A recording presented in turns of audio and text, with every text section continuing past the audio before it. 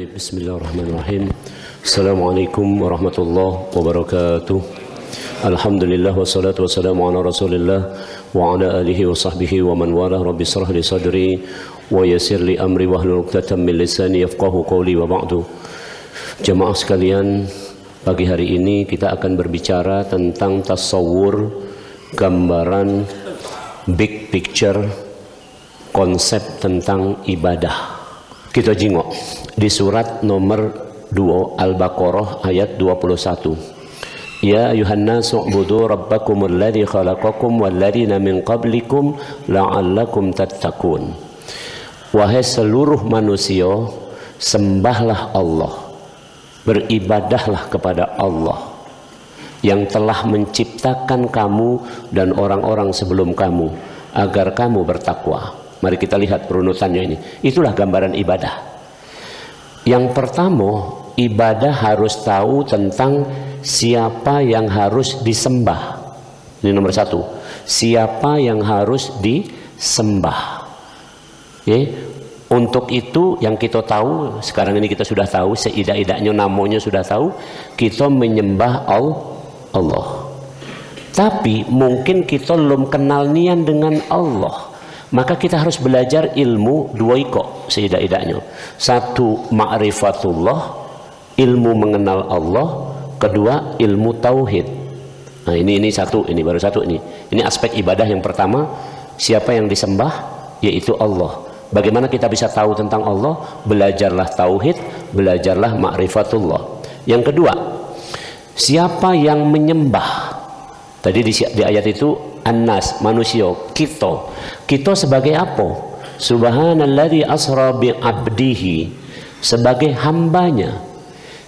Hamba harus tahu diri. Hamba harus tahu diri. Maka ada istilah orang-orang sufi, man arafa nafsahu faqad arafa rabbahu. Seorang hamba harus punya ilmu, namanya ma'rifatul insan, mengenal diri sendiri. Jangan-jangan kita ini sampai tua-tua ini tidak kenal sama diri kita dewe. Lagi ngaco, siapa yang dikaco itu? Ini padahal kita galak berdoa, Allahumma ya kama ahsanta khuluq, ya Allah, sebagaimana engkau telah membaguskan penampilan aku ini, tampilan aku ini, ya maka baguskanlah akhlakku. Jadi itu ilmu yang kedua dalam ibadah ini, harus ngerti ma'rifatul insan. Ilmu yang ketiga, ibadah itu ada caronyo. Caronyo namanya syariat, atau bahasa ringkasnya fikih. Maka kita harus ngerti, sholat subuh tadi 2 rakaat. Ya contoh misalnya, kalau semalam itu sholat tasbih itu 4 rakaat, 2 salam. Setiap 2 rakaat itu, atau setiap rakaatnya dibaca 75 tasbih. Subhanallah walhamdulillah wala ilaha illallah wallahu akbar wala haula wala quwata illa billahil aliyil azim. Baconyo harus tahu caronyo. Setelah Fatihah, setelah surat Fatihah dibaca 15 kali, rukuk 15 kali, rukuk 10 kali, i'tidal 10 kali, sujud 10 kali, duduk 10 kali, sujud lagi 10 kali, ketika nak berdiri duduk dulu sebentar, baca 10 kali, baru masuk rakaat kedua. Oke, rakaat kedua ulangi pecah itu tadi. Maka jumlahnya akan 150 pada 2 rakaat. Itu namanya syariat, itu namanya fikih. Maka untuk ibadah harus kenal ilmu fikih. Mak mano cara wudu, mak mano cara zakat fitrah, mak mano, ya, contoh misalnya ini ada banyak komentar, banyak kejadian. Zakat misalnya itu hanya diperuntukkan, ini zakat beda sama sedekah. Zakat itu clear, satu harus ada amil harus ngerti. Ini bedanya. Kalau sedekah tidak perlu nak ada amil. Kamu nak sedekah itu di Al-Quran, bahkan sedekah itu 4 cara di Al-Quran disebutkan. Satu, sirra, kamu sedekahlah sembunyi-sembunyi. Seperti Abu Bakar itu sebelum subuh lah sedekah. Tidak katik yang tahu sedekah sama siapa sebelum subuh itu kan. Oke. Kemudian niatan terang-terangan diumumkan, masuk di koran, di TV-TV. Nah, silakan. Laila, sedekah itu malam hari. Wan nahara, siang hari, itu 4. Maka Sayyidina Ali membagi hartanya menjadi 4. Satu untuk dinafkahkan secara sembunyi, terang-terangan, siang, malam. Nah, jadi mudah ya. Kalau punya duit 100.000 berarti 25.000 sembunyi-sembunyi, 25.000 terang-terangan, 25.000 malam, 25.000 siang. Itu baru cocok, itu sedekah. Tapi kalau zakat itu harus ada amilnya. Ini kita tidak, kalau ada yang selaju-lajuan baik lah bayar zakat, Pak, sudah kunjukkan dewek. Siapa yang ngerti hitungannya? Zakat itu kalau zakat mal ada haul dan nisab. Kemudian ada asnaf 8 yang berhak menerima zakat. Maka galak, mohon maaf ini. Ada duit zakat ini contoh baik. Ada duit zakat dibelikannya lah seragam. Seragam untuk siapa? Ya, seragam untuk pengurus masjid misalnya. Apa babnya? Bab mana ini? Kira-kira begitu. Ini syariat, ini fikih. Jadi mesti ngerti tentang fikih. Lah 3 ini. Jadi ibadah tadi satu harus tahu siapa yang diibadahi, yaitu Allah. Harus ada ilmu tauhid, ilmu ma'rifatullah. Yang kedua harus tahu siapa kita yang menyembah Allah ini.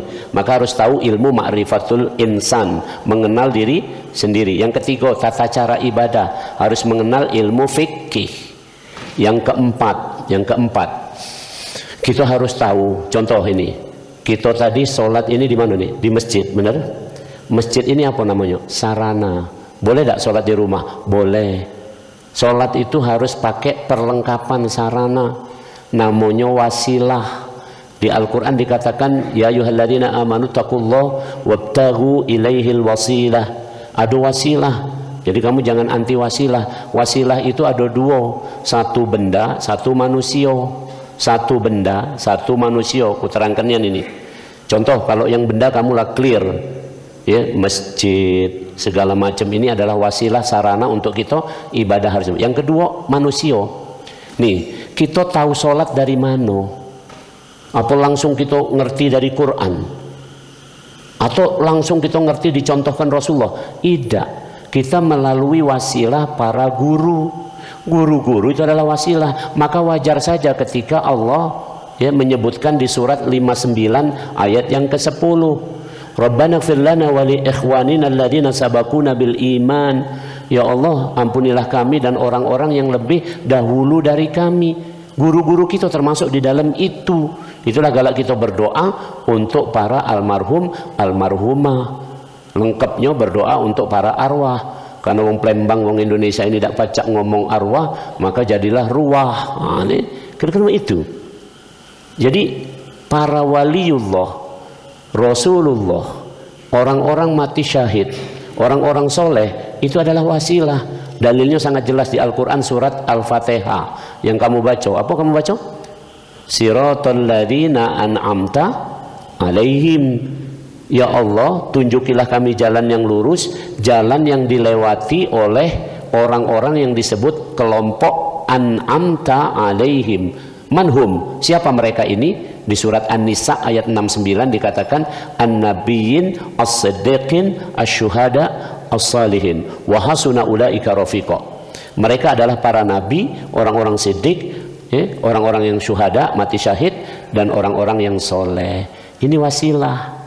Jadi boleh. Contoh yang lain lagi nih, ada dak kita ini demi baktinya kepada orang tua, maka orang tua itu wasilah kita. Ada seorang sahabat mau berperang, ditanya, kamu masih punya ibu atau ayah yang harus diurus? Masih. Maka uruslah ibumu. Paham? Jadi bukan perang, tapi yang prioritas adalah mengurus orang tuanya. Itulah wasilah. Wasilah dijadikan sarana untuk ibadah kepada Allah. Nah, ini sudah berapa? 4. Nih, 4. Yang kelima, ibadah yang kita gawekan ini sama baik dengan kamu itu praktek. Yang paling mudah dokter, baca aku ini. Nih, dokter itu kamu pernah dengar ada namanya ujian kompetensi, benar? Ada ujian kompetensi, kamu boleh dengarlah berita, misalnya kamu bukan dokter, tahulah ada ujian kompetensi. Maka orang yang ibadah harus sampai kepada kompetensi. Kompetensi itu artinya pacak. Kompetensi itu beda-beda. Dokter umum, dokter spesialis, dokter subspesialis. Itulah 3 tingkat, itu beda. Saya masuk bab yang subspesialis. Nih, saya sebagai dokter umum, waktu itu saya dokter umum. Kemudian saya sekolah dalam bidang spesialis untuk masalah genetik. Kemudian ke pucuk lagi, saya bidangnya adalah molecular infectiology. Jadi bidangnya untuk khusus bidang infeksi, pecah COVID, pecah apapun yang macam itu lebih mendetail lagi. Itu subspesialis, itu kompetensi.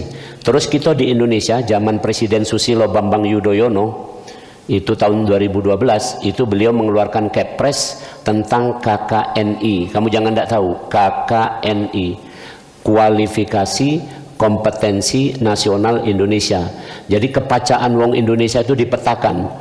Kalau kamu nilainya 6, KKNI itu dari 1 sampai 9 atau 10, 9, 1 sampai 9 nih. Ya, 9 lebih boleh lah, tapi 10 sempurna. 1 sampai 9. Kompetensi 6 adalah sarjana. Jadi semua sarjana apapun itu kompetensinya 6.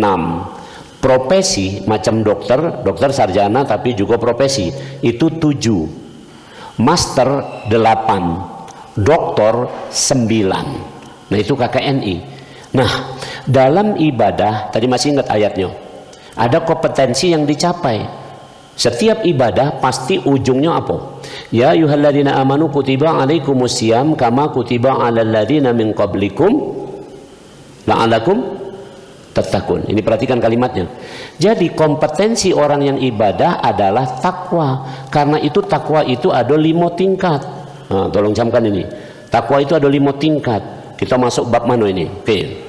1. Takwa yang paling rendah, urutan pertama, namanya adalah terhindar dari kekafiran. Artinya dia masuk Islam, mengucap 2 kalimat syahadat. Jadi orang yang sudah mengucap 2 kalimat syahadat itu sudah takwa. Level berapa?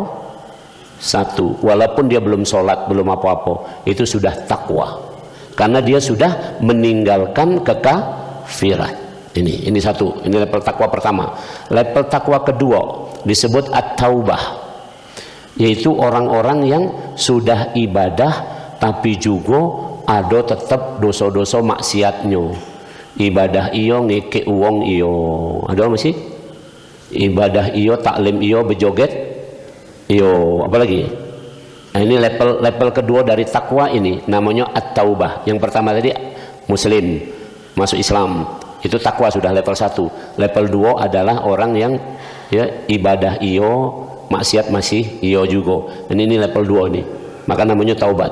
Level 3 adalah orang yang sudah mampu mengelola yang namanya subahat, maka orang ini disebut warok. Level ketiga dari takwa namanya warok. Warok artinya mampu menghindari subahat. Subahat itu yang abu-abu. Kita tolong renungkan pagi ini di sini, kita masuk level berapa? Kalau sudah mampu menghindari yang abu-abu ini tadi, maka kita masuk level 3. Warok namanya. Level 4 namanya zuhud. Level 4 namanya zuhud, yaitu mampu membatasi hal-hal yang mubah. Perhatikan kalimatnya. Ini berat ini. Makan minum itu mubah. Makan minum itu mubah. Tapi kita harus membatasinya. Nah itu zuhud orang yang seperti ini. Dan banyak hal contoh lain yang apa-apa yang mubah. Minum kopi, contoh yang mudah, minum kopi itu mubah.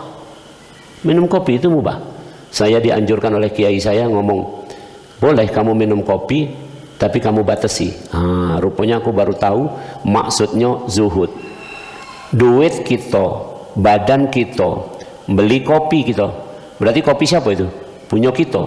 Kamu nak minum sehari 5 kali bisa tak? Bisa, tapi tidak zuhud. Kalau nak zuhud, minum kopi cukup sehari sekali. Nah, ini kamu sudah terlaju-laju kebiasaan minum 3-4 kali, ditambah lagi minumnya harus di kafe, yang layani harus yang seksi-seksi. Nah sudahlah, jauh nih. Jadi ingat nih, zuhud itu adalah orang yang mampu mengelola hal yang mubah. Jadi hal mubah dia mampu kelola. Ini level keempat dari takwa. Ini kerenian ini. Level keempat dari takwa. Ini clear. Saya kasih contoh. Misalnya, kecuali kamu petugas.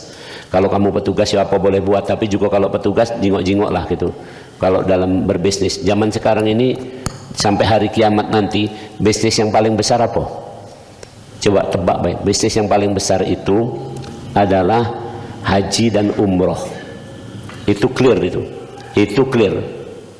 Rabbana inni askantu min dzurriyyati biwadin ghairi dzi zar'in inda baitikal muharram.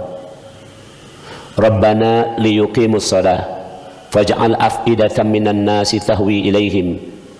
Ya. Warzuqhum minats tsamarati la'allahum yashkurun. Di surat Ibrahim ayat 37 itu disebutkan, ya Allah, aku tinggalkan sebagian keturunanku di lembah. Mekah itu nama awalnya Bakkah. Bakkah itu disebut oleh Nabi Ibrahim Wadin. Wadin itu lembah. Jadi tempat Ka'bah itu adalah lembah. Kiri kanannya gunung Galo. Benar gak nih? Cak ini, cak aku ini di sini. Di dalam ini Ka'bahnya ini. Ini gunung Galo. Maka di situ. Kemudian kata Nabi Ibrahim untuk apa? Liyuqimus shalah, supaya orang sholat di situ. Tawaf adalah juga ya, sama dengan sholat. Tawaf harus wudhu, benar?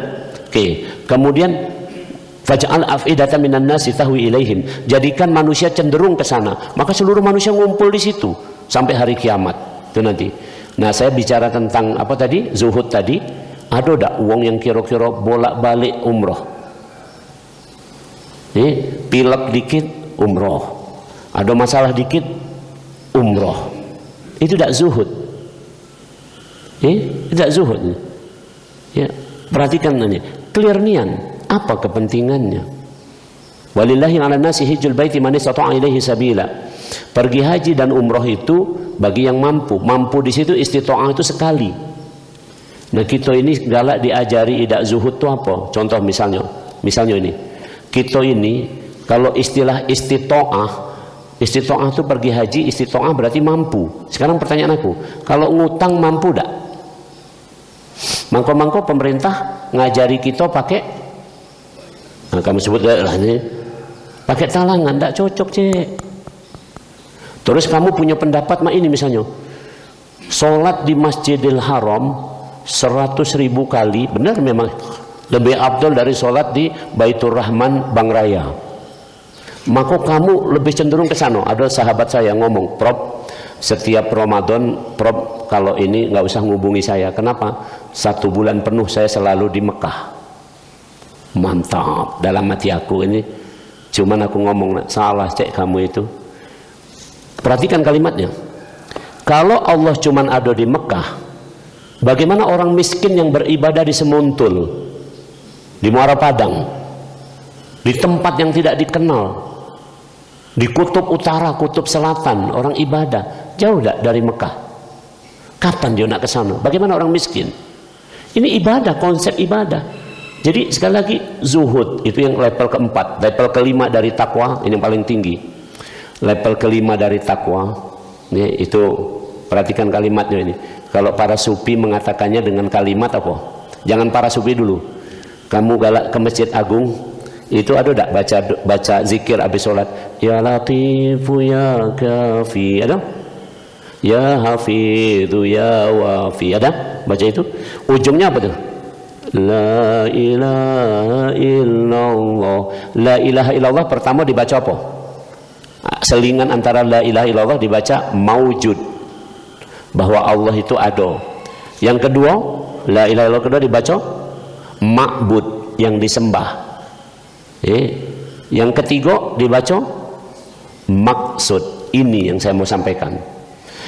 Jadi level kelima dari orang takwa ketika sudah sampai kepada maksud, sudah sampai kepada maksud, maka orang sufi mengatakan ilahi anta maksudi, wahai Tuhanku, engkaulah yang kutuju. Payo supaya kamu tak pening gambar kenyama ini baik kira-kira.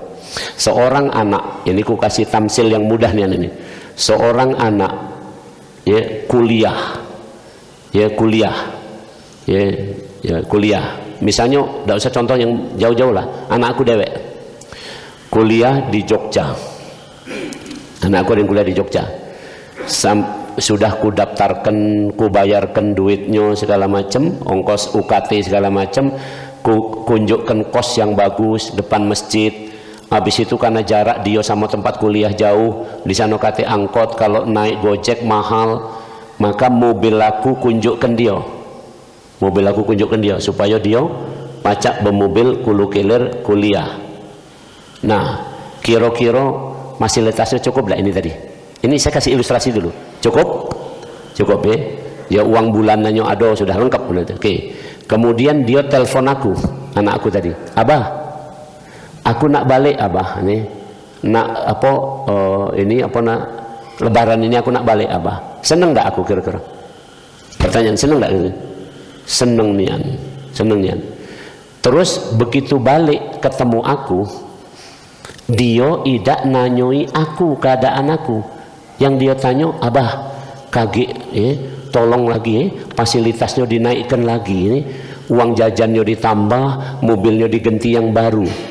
Ketemu aku mah itu.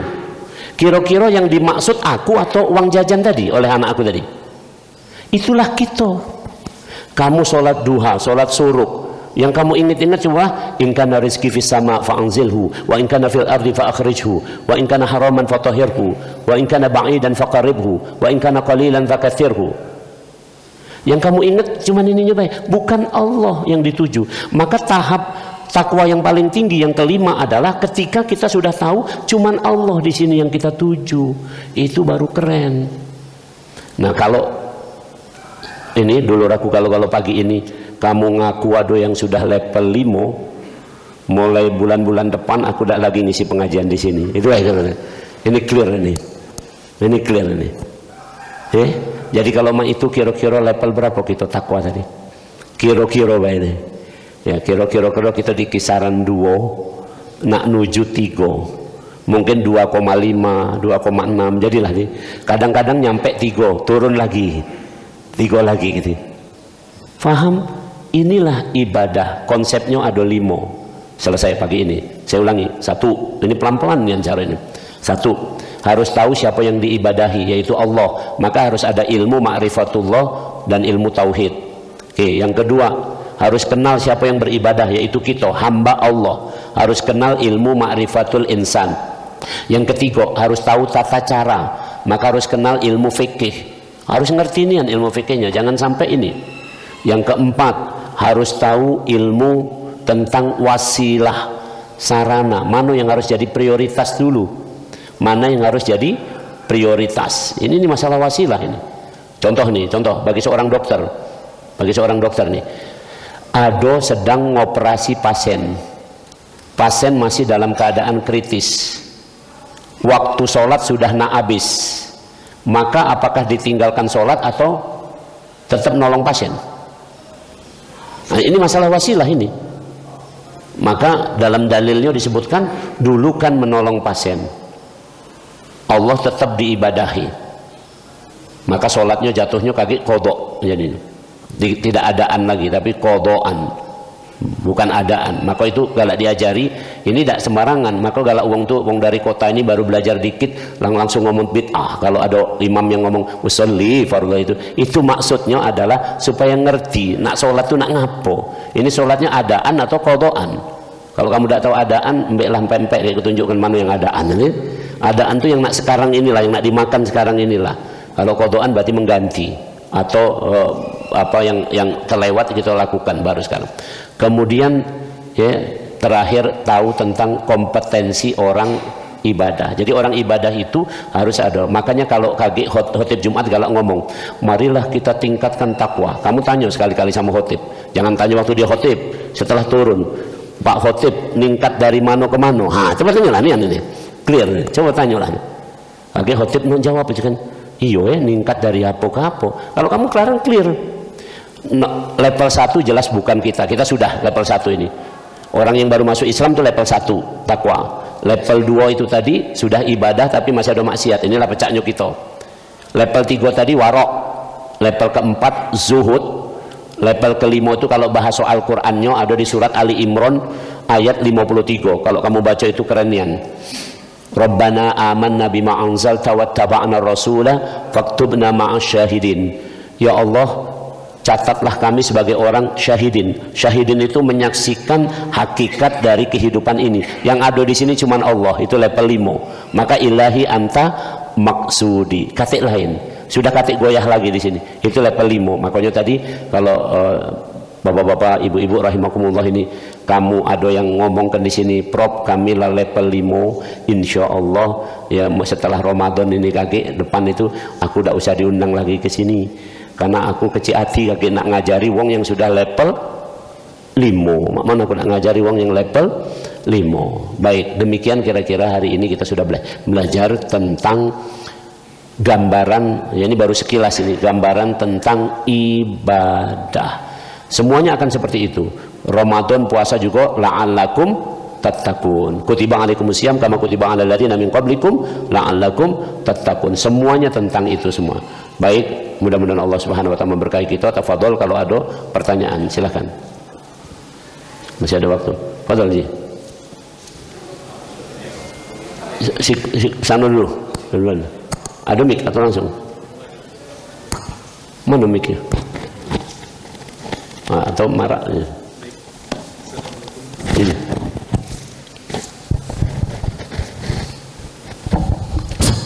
Baik, assalamualaikum warahmatullahi wabarakatuh. Menarik ini Pak Ustadz. Jadi ada 5. Jadi 5 tadi mulai dari Islam, mulai ma'rifatullah, ma'rifatul insan, syariat dan seterusnya tadi. Apakah ini satu kesatuan yang utuh, itu pertanyaannya? Karena ada orang yang memilah-milahnya, mulai dari saya syariat aja atau saya masuk ke ma'rifatul aja, dan saya ma'rifatul insan saja. Nah, jadi maksud saya 5 ini apakah satu kesatuan yang tak terpisahkan atau bisa nyicil gitu dikit-dikit? Nyicil dikit nyicil. Nah, kalau misalnya bisa dipisah-pisah, mulai dari mana dulu maksudnya yang penting itu? Nah, apakah mulai ma'rifatullah dulu, apa mulai syariat dulu, atau mulai yang keempat dan yang kelima tadi? Makasih Pak Ustaz. Assalamualaikum warahmatullahi wabarakatuh. Baik, kalau dalam tradisi ilmiah sebagai seorang muslim, maka mulai pertama kali adalah dari fikih syariat. Ya, para imam contohnya Imam Ghazali itu sebelum menulis Ihya Ulumuddin itu ngajarnya dulu ngajar fikih. Ya, para imam pokoknya imam-imam itu mengajar fikih dulu, baru kemudian ngajar tasawuf. Jadi urutannya begitu. Dalam fikih pun sudah ada mengenal Allah, mengenal manusia juga sudah ada dalam fikih. Cuman porsinya adalah porsi aturan. Nah, itu dari situ dulu. Nah, setelah fikih tadi, maka terus berjalan dengan peningkatan. Manusia ini berbeda-beda, daya tangkap segala macamnya, tidak usah terlalu kecewa, karena inilah kita. Kalau nak ideal ya sampai sana. Ada orang yang tadi levelnya berapa tuh? Levelnya takwal tingkat 5 tadi. Ternyata orang dusun saja, orang biasa saja. Di masa Rasul seperti itu. Ada contoh. Tadi yang keempat apa? Wasilah. Coba camkan ini. Ada seorang sahabat, tahu tidak definisi sahabat? Sahabat itu artinya orang yang hidup di zaman Nabi, menemui Nabi. Ada seorang sahabat, tapi sahabat ini tidak pernah nemui Nabi, tapi dipuji oleh Nabi. Ini masalah sarana, ini tolong dipahami. Ini spesifik untuk dia. Namanya Uwais Al-Qarni. Uwais Al-Qarni ini orang alim, dipuji oleh Rasul, sampai sahabat lain itu penasaran, siapa mamang itu? Tidak pernah tahu gitu. Mana wongnya? Nah, selidik punya selidik, Sayyidina Umar pergi ke sana, ke kampungnya, ke dusunnya sana, di Lorok Pak Jo inilah ini. Sampai di situ ketemulah sama Uwais Al-Qarni. Rupanya apa yang terjadi? Dijengok.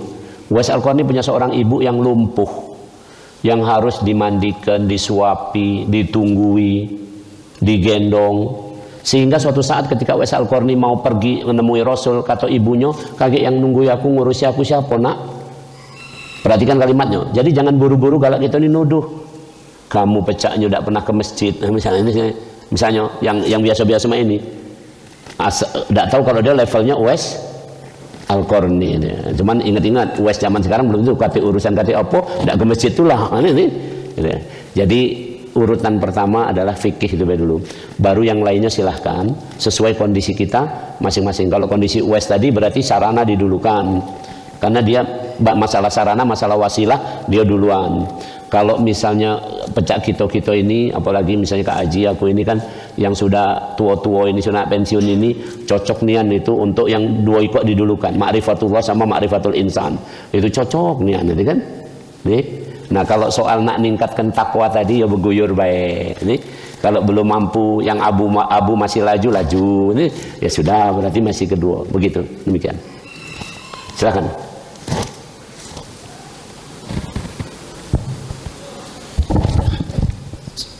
Assalamualaikum warahmatullahi wabarakatuh. Waalaikumsalam warahmatullahi wabarakatuh. Mohon maaf sebelumnya Prof. Ini pertanyaan saya begini. Nah, tadi saya sangat menarik apa yang telah Prof bilang tadi dari awal sampai akhir. Ini sedikit saya memakluminya. Namun kesemuanya itu tentu saja ada penuntunnya, ada pembimbingnya. Misalnya saya ngambil hikmah yang saya dengar dari peristiwa Isra Mi'raj misalnya. Jadi Nabi atau Rasul kita waktu Isra Mi'raj dia dituntun atau dibimbing oleh malaikat Jibril misalnya. Nah, itu dibimbing yang saya dengar. Nah, jadi maksud saya kalau kita mau menghadap sampai ke titik yang kelima tadi, tentu saja harus ada pembimbingnya, harus ada pembimbing. Nah, maksud saya pembimbing kita untuk menghadap Allah itu tadi itu siapa? Apakah diri kita? Apa ada yang lainnya misalnya? Nah, misalnya saya beri contoh, misalnya saya waktu kecil dulu, saya masih ingat usia di SD, waktu sekolah waktu sholat di musala bukan di masjid. Nah, imam setelah sholat dia selalu menyampaikan, misalnya membacakan ayat Qulhu misalnya Al-Ikhlas. Nah, dia menyampaikan ini pengertian daripada Qulhu ini. Nah, jadi disitulah kadang-kadang kalau saya lihat sekarang ini perkembangan masa dulu dengan sekarang itu sangat jauh bedanya. Jadi maksud saya, apakah imam sholat ikut membimbing mengarahkan jamaah ini untuk menghadap atau untuk menuju likur kalimat kita? Terima kasih. Assalamualaikum warahmatullahi wabarakatuh. Benar adanya. Jadi di Al-Quran surat Kahfi, may yahdillahu fahuwal muhtad wa may yudlil falan tajida lahu waliyyam mursyida. Harus ada mursyid yang membimbing untuk terus naik itu tadi. Itulah bab mursyid ini adalah bab yang namanya wasilah. Masih ingat tadi? Wasilah ada dua tadi, ada benda, ada manusia. Yang masuk pembimbing itu adalah 4 kelompok. Tolong camkan ini. Ini kualifikasinya 4 kelompok. Satu di surat 4 ayat 69, an-nabiyyin, nabi. Tentu kita sekarang tidak langsung dibimbing oleh Nabi sekarang ini, karena Nabi sudah katakanlah boleh dibilang wafat atau intaqala ilallah sudah 1400 tahun yang lalu lebih. Oke. Yang kedua adalah siddiqin, level-level orang yang imannya selevel Abu Bakar Siddiq. Mungkin yang ini boleh dibilang level ini sangat jarang ya kita, tapi ini masuk waliullah. Level ketiga adalah orang-orang yang syahid. Orang-orang yang syahid ini adalah orang-orang dari kalangan kita juga ada. Yang keempat adalah level solihin, orang-orang soleh. Kita galau-galau ini orang soleh. Jadi secara kriteria tadi yang ditanyakan, imam boleh tidak bimbing? Benar, bisa dalam konteks ini. Makanya itu untuk sampai apalagi nak level 5 tadi itu harus memang berjamaah. Tidak pacak dewek-dewek. Tidak pacak dewek-dewek. Ya. Terus kemudian harus ilmunya luas. Jangan orang ribut-ribut baru masalah tata cara fikih. Contoh misalnya, bagaimana akan sampai level 5 yang diributkan kunut tidak kunut? Tidak kena cek. Tidak akan sampai itu. Ini yang saya sampaikan ini. Bagaimana akan sampai level 5? Karena kamu tidak tahu nih, saya kasih contoh nih mudah nih Ben. Usolli, tadi aku di sini. Usolli fardol subahi. Itu artinya, ya Allah, aku sengaja sholat subuh. Sholat fardhu subuh, sengaja. Berarti bukan aku tidak sengaja aku tadi. Sengaja itu sadar atau tidak sadar kira-kira? Nah itu kan. Maka kalau kamu berobat ke dokter ditanya apa nih? Pak, namo siapa? Kan itu kan. Kalau namo bilang nganar-nganar, tidak tahulah dokter nama aku siapa. Berarti dia ini Kesadarannya menurun nih. Ditanya lagi, Pak, ini siang atau malam? Tak tahulah dokter, pecahnya ini malam, padahal siang. Nah, nih. Oke, jadi usolli itu nunjukkan itu. Nak sholat itu aduh, usolli, aku sengaja sholat ya Allah. Sholat tahu, fardhu subhi. Ini tata caranya sudah mulai. Tahu syariatnya sampai ke bimbingannya ini kan. Fardhu subhi. Berapa rakaat? Rakaat ini itu caranya udah tahu nih. Kemudian ngadep mana? Mustaqbilal kiblah, menghadap kiblah. Kiblah yang sama, satu arah yang sama. Seluruh kaum muslimin ngadepnya di situ. Kemudian mustaqbilal kiblati, kemudian adaan. Sekarang inilah aku sholat. Kemudian posisi aku makmuman. Ini makmuman. Mengikuti imam. Lillahi ta'ala. Semuanya aku maksudkan untukmu ya Allah. Makmuman, begitu ngomong makmuman, kita jingok waktu kunut.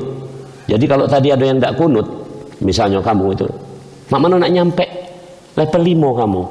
Sama imam, baik kamu tidak terima. Imam tuh bimbing. Imam Allahumma hdina fi man hadait, kamu mak ini. Becak punya pendapat dewek kan nanti. Ah, bid'ah becaknya. Kalau bid'ah ngapa kamu jadi makmum?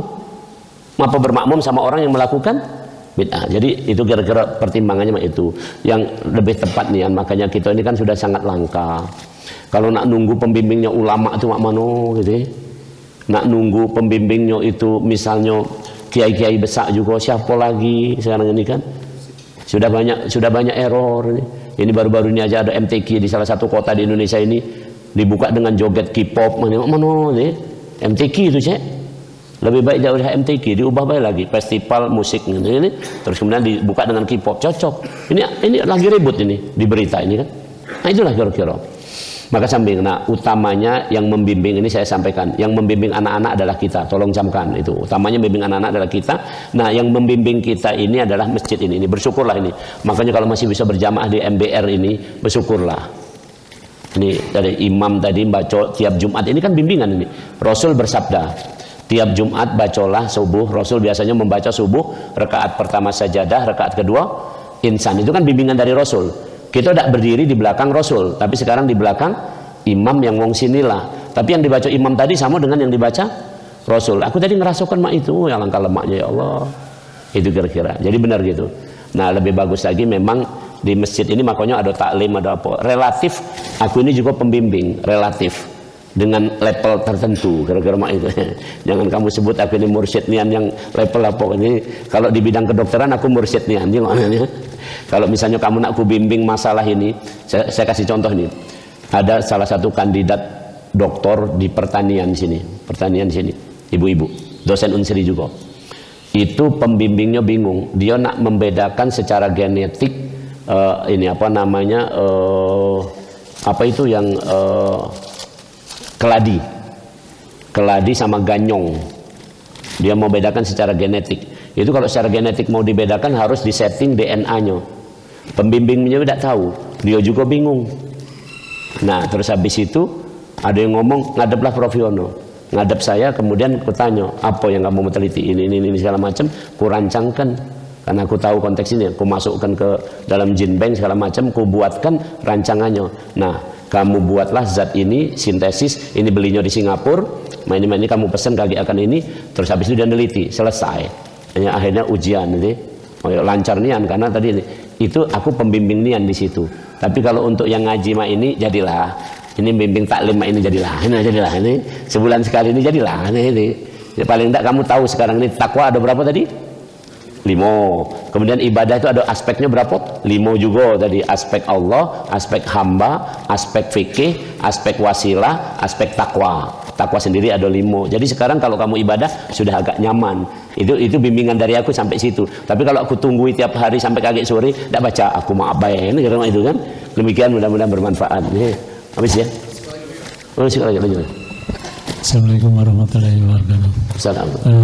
Prof tadi Profesor mengibaratkan anaknya datang senang, kemudian yang diharapkan oleh Profesor pertanyaan tentang bapaknya, tapi sebaliknya dia mau meningkatkan kebutuhan. Bagaimana meningkatkan kebutuhannya di sana? Bagaimana dengan kalimat Tuhan yang kami maksud?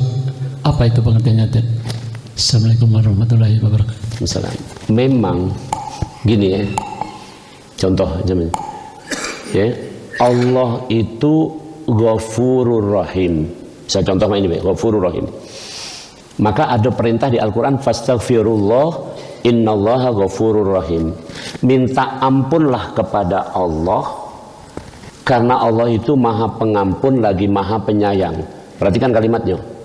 Kebanyakan kita manusia baru sampai level minta ampun karena ingat dosa. Yang benar itu minta ampun karena ingat Allah itu Ghafurur Rahim. Itu kira-kira yang nak di ini bahasanya. Ulangi, saya pelan-pelan ini. Ulangi, ayo kita naikkan dikit ini. Nambahin lapar dikit ini kan. Ulangi.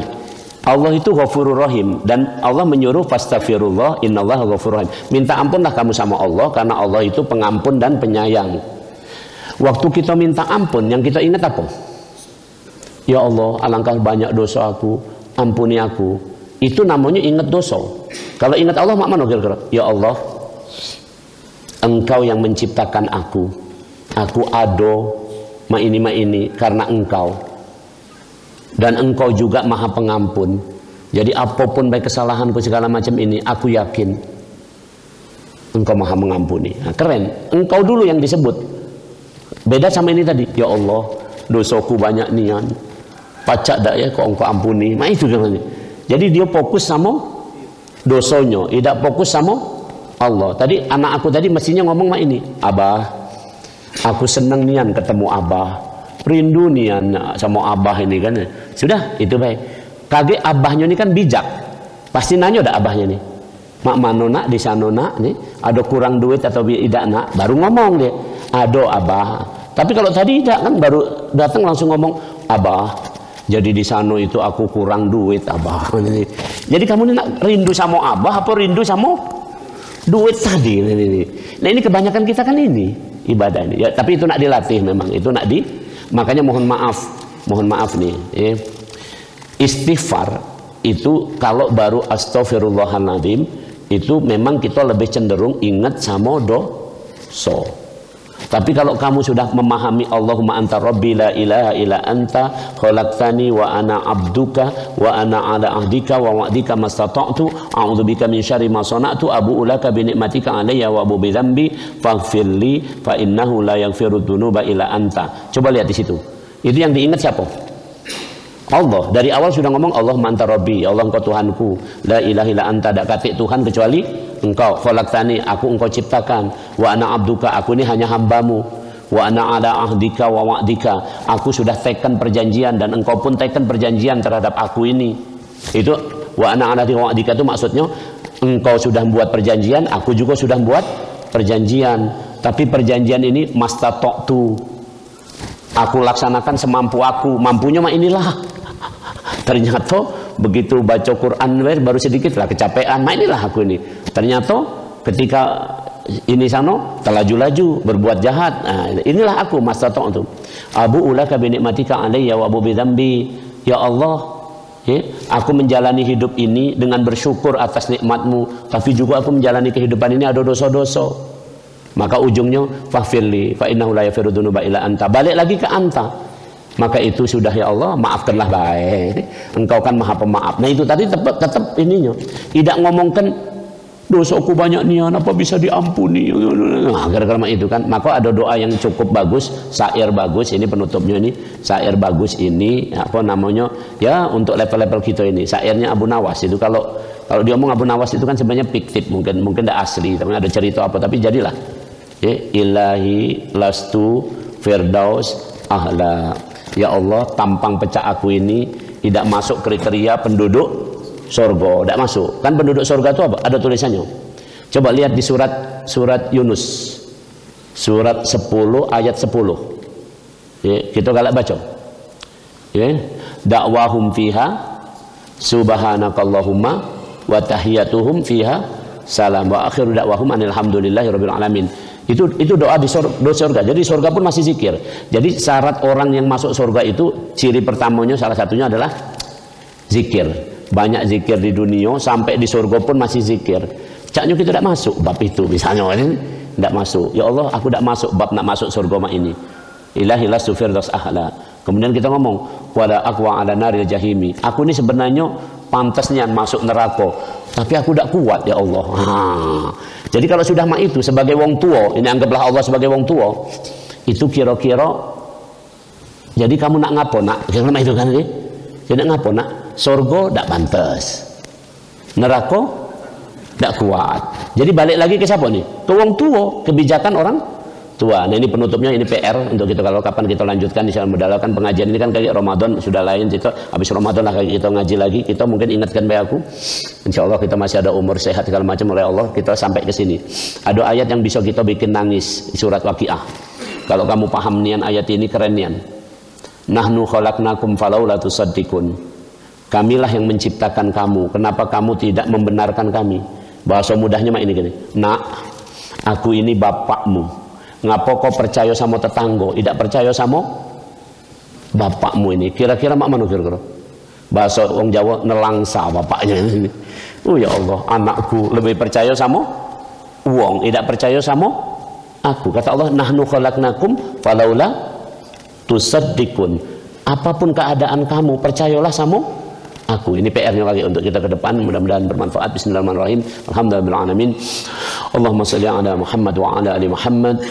Ya muqallibal qulub, tsabbit qulubana ala dinik. Walhamdulillahirabbil alamin. Assalamualaikum warahmatullahi wabarakatuh.